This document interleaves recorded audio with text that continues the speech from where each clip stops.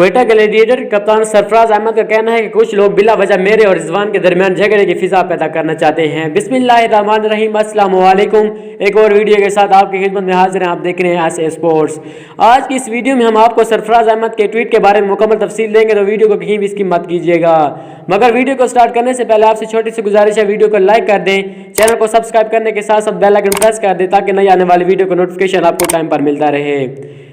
ناظم آباد میں شجرکاری کی مہم کے آغاز کے موقع پر میڈیا سے بات کرتے ہوئے سابق ٹیسٹ کپتان اور پی ایس ایل 6 میں کوئٹہ گلیڈیٹر کی نمائندگی کرنے والے سرفراز احمد نے کہا، پی ایس ایل 6 میں کوئٹہ گلیڈیٹر کی ٹیم نے پہلے 4 میچز میں لگاتار شکستوں کے بعد پھر بھرپور انداز میں فاتحانہ پیش قدمی کا آغاز کیا تھا۔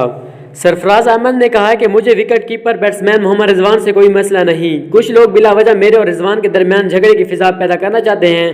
رضوان نے تینوں فارمیٹس کے بعد پی ایس ایل میں بھی شاندار کارکردگی کا مظاہرہ کیا ہے، بلا شبہ رضوان باصلاحیت کھلاڑی ہیں۔ ایک سوال کے جواب میں سرفراز احمد نے کہا کہ جب بھی لیگ دوبارہ شروع ہوگی، کوئٹہ گلیڈیٹرز اپنی جیت کا سلسلہ جاری رکھے گی۔